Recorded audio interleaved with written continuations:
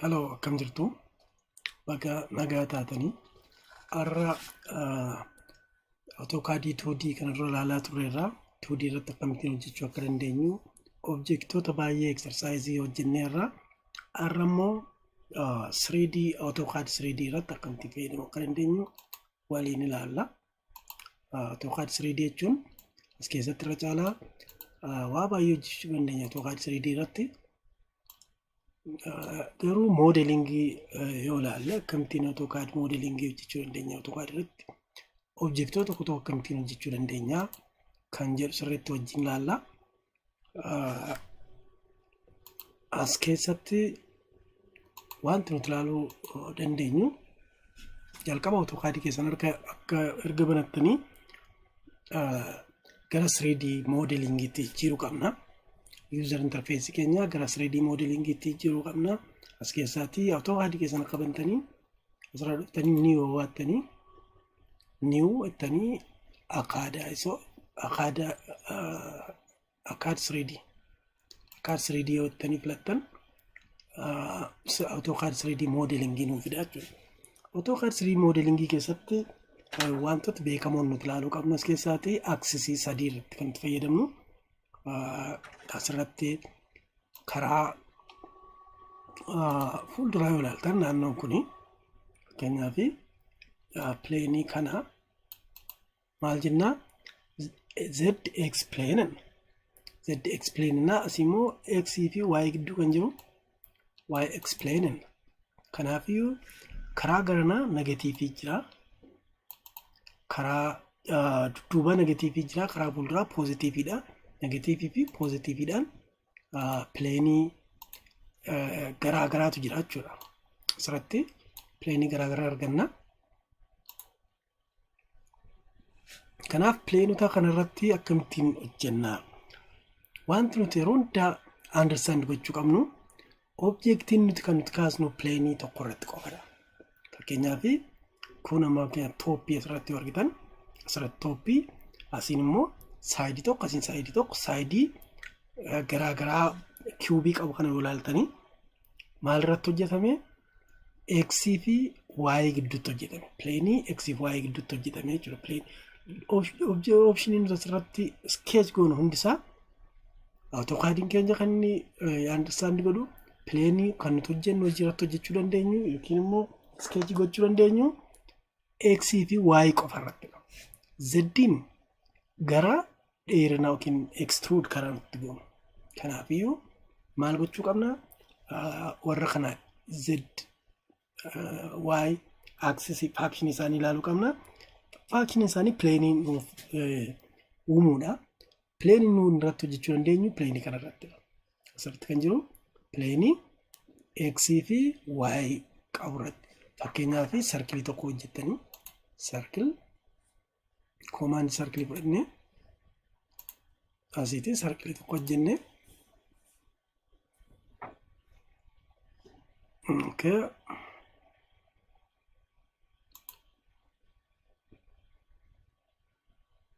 Asitti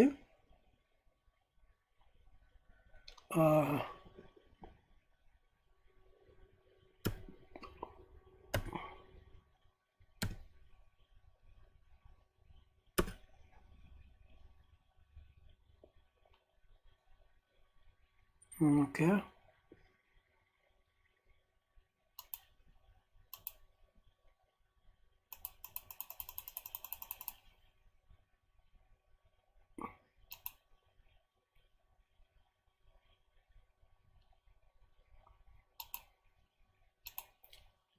Asii yoo ilaaltan sarkilii tokko hojjennee amma extrude yoo goone use extrude kana booda kana filannee right click goone extrude gara oliitti extrude ta'a jechuudha.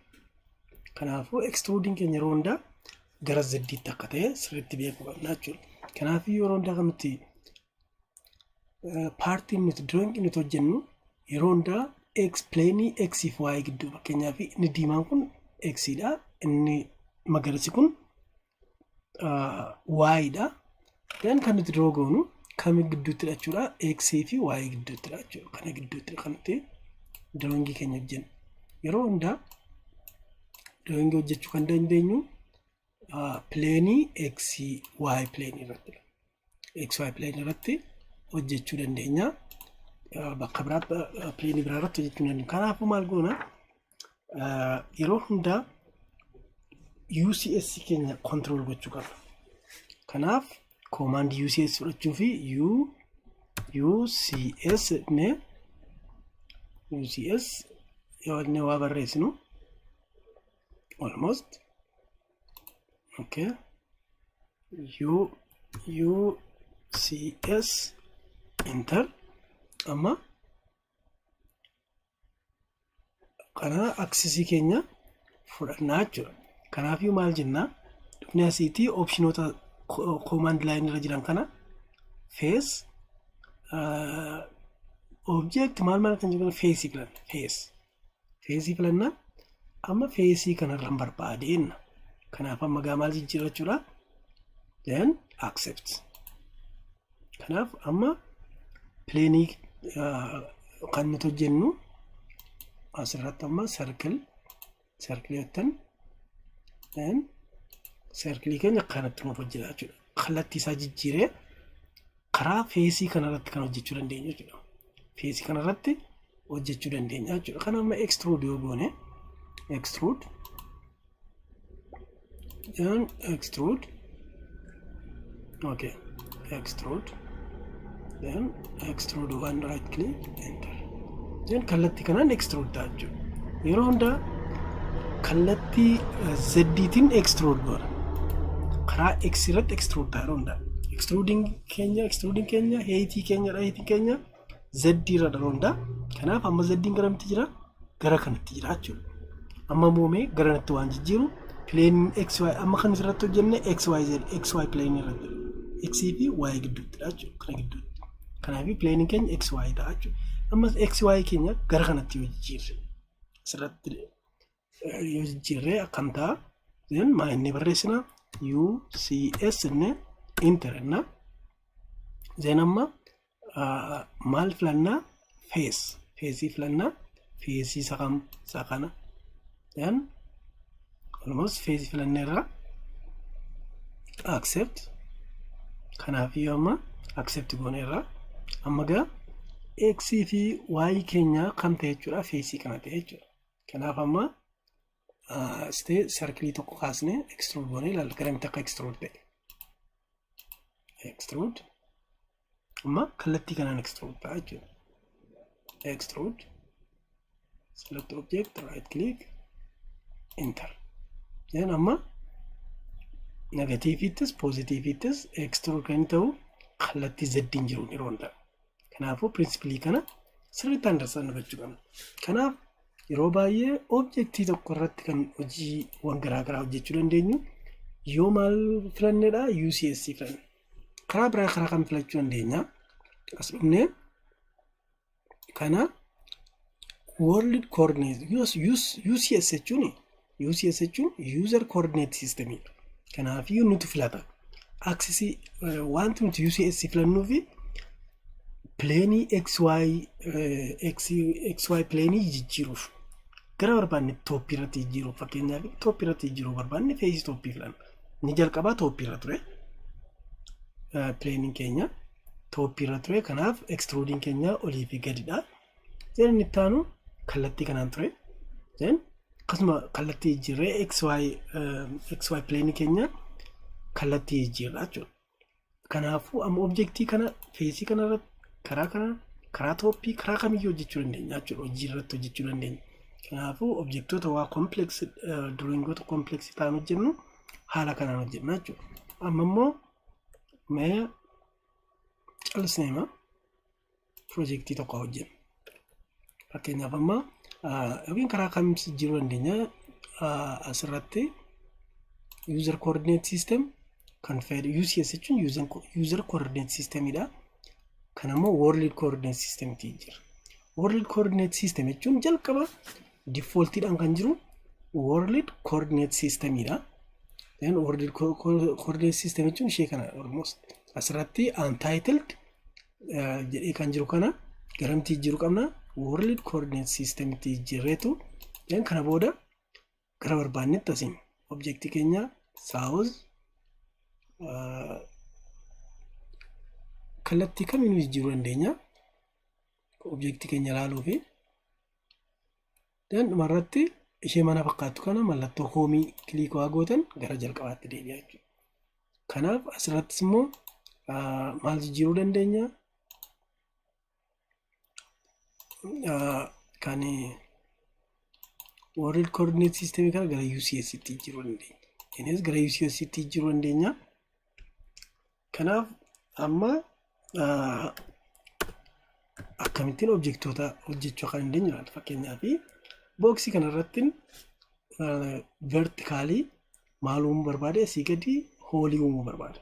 Kanaaf hoolii uumuu fi maal fayyadamna asirratti feesii kana fayyadamna. Kanaaf UCS amma asitti hin danda'ama. Kanaafuu maaliif X fi Y gidduu jira, pleenii gidduu jira waan ta'eef asirratti maal godha drawn godha circle centarii irratti draw godheen kana booda maal gochuun danda'a kana optionii lama qabna. Amma kana gochuu barbaade isin drill gochuufidha.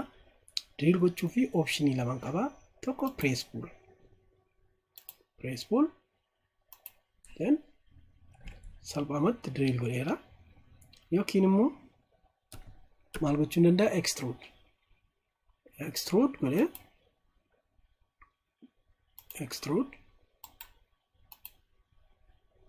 hanga dhumaatti extrude godhee kana booda subtract warri kun boolean operation warra jedhaman kana boolean operation jechuun warri kun optionoota irra jiran kun union subtract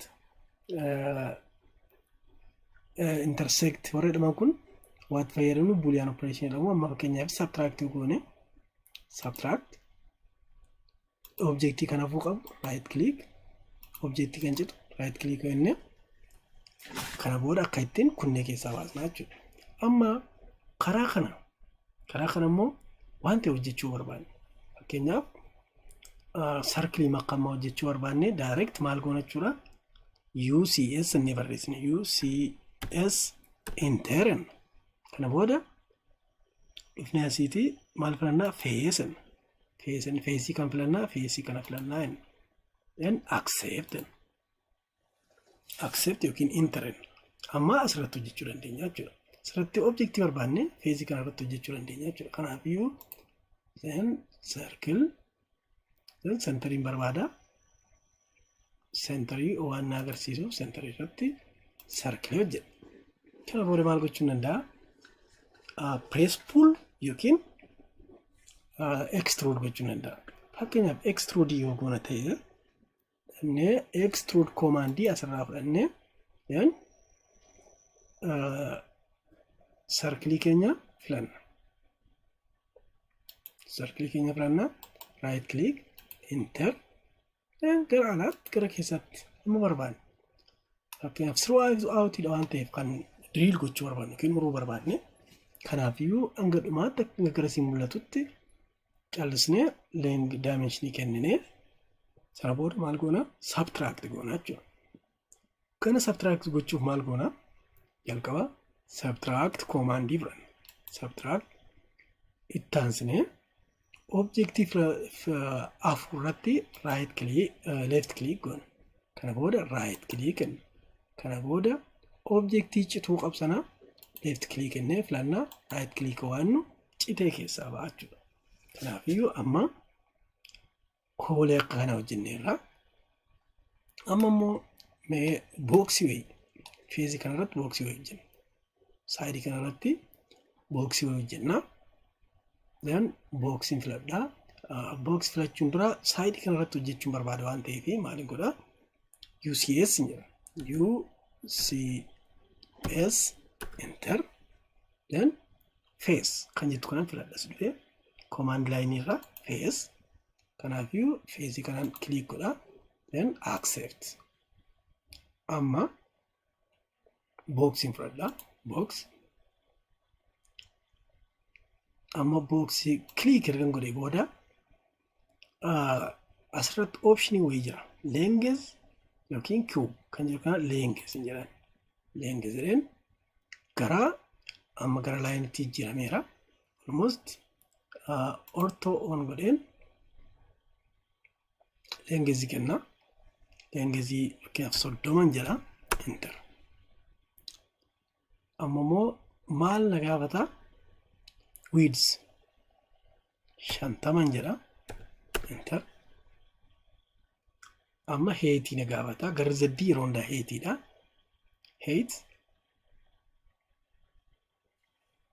80 fakkeenyaaf 40 jedhee xumuree jechuudha boksii kana. Then amma kana booda ammoo asirratti akkuma amma jirutti sarkilii tokkoon drawgodha. Circle then asirratti keessa kanarratti sarkilii tokko drawgodha. Then circle kana extruding godha. Extrude.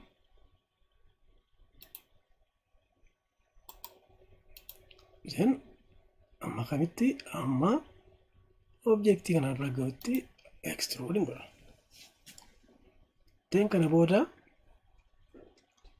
amma objectii kana fakkaatu erga hojjennee booda rotate goonee ilaala. Warri kun orbit jedhamu. Orbitiidhaan keessatti draw goonee kan jedhu drawing akkam hojjennee kan jedhu okay ilaalla. Drawing akka kanaati. Kana booda gara hoomiitti gootu hoomiitti deebiin jira. Mee kan immoo gara kanaanii driilaa godhu. Asirratti sarkilii wayii fudhadhee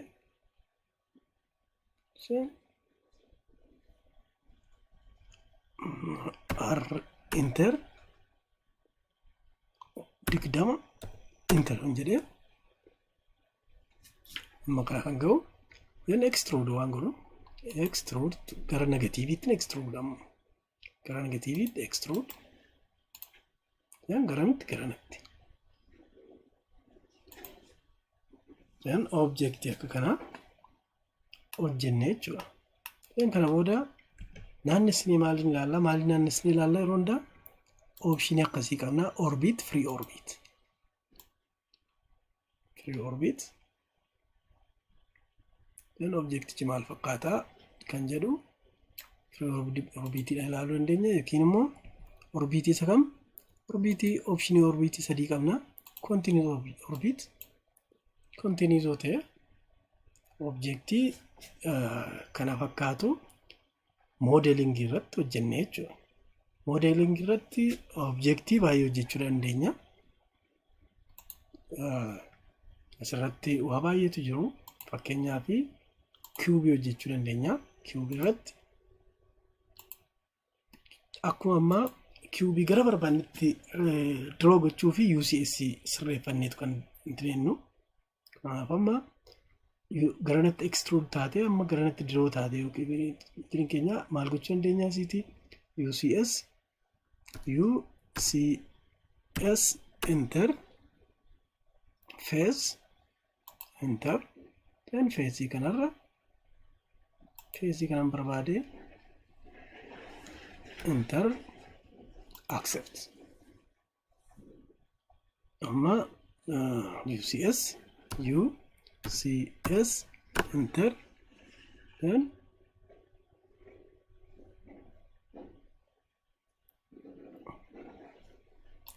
bakka nan barbaade yonne almost amma jijjiiruu dandeenya. Fakkeenyaaf x y bakka filanne malee y garam akka ta'u x akka garam akka ta'u hin filanne amma akka ittiin filachuu dandeenya. Then akka kanaa ta'u yoo jedhe amma y fi fix godheera jechuudha. Akkanatti amma pleenii x fi y gidduutti kuubii hojjechuu dandeenya jechuudha.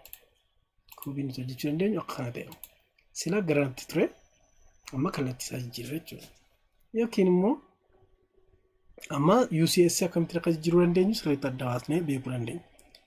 UCS enter enne feesiituun filatiin bakkuma tokko filannee fakkeenyaaf bakka kanan filadha. Kana booda amma maal naan jedha specify point on x axis jedha. X axis koo bakka kanaa ta'uu jedha. Then tani maal jedha? Specify point on the xy. xy kee garanaa ta'uu jedha. Then amma koonii tokko waan draw godhu kam ta'a? Then akkuma ammaa ta'e jechuudha. Kanaafiyyuu karaa tokko pleenii gara barbaanne godhachuuf optionii lama fayyadamna. Tokko UCS innee feesennaa. Feesiin barbaadeen. Then feesii kam? Feesii kana. Then enter. Accept. Amma asirratti waan barbaanne jechuu dandeenya. Fakkeenyaaf koonii akkasii jechuu barbaanne yoo ta'e then akka kana ta'e jechuudha. Kanaaf kan inni hojjennu asirratti waan ta'eef. So kanaaf waan barbaanne jechuu dandeenya. Asirratti yeroo hundaa siliindar keenyaaf siliindarii hojjechuu dandeenya. Siliindarii kana then siliindarii keenya akkas kan inni ta'e maaliifidha? UCS keenya kan itti filannee akkas waan ta'eef. So kanaafiyyuu haala kanaanii akkamittiin 3D modelingii hojjechuu akka dandeenyu diskees gooneerra. Itti aansinee piroojeektoota hojjennaa. Ammaaf konseptoota kana yoo qabannu gaa galatoomaa. Yoo isinitti tole saabskraayib gochuun dagatiin nagaan tura.